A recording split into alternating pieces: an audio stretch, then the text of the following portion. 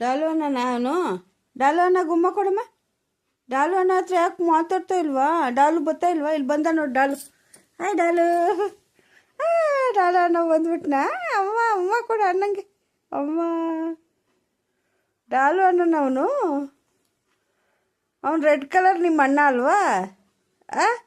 ಇವನೇ ಡಾಲು. ಡಾಲು ಅವನಿಗೆ ಅರ್ಥ ಮಾಡು ಡಾಲು ಪಾಪುಗೆ.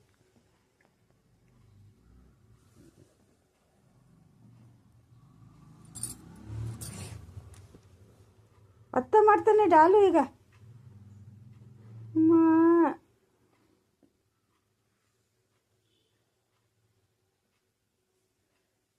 ಡಾಲು ಅವನಿಗೆ ಅರ್ಥ ಮಾಡು.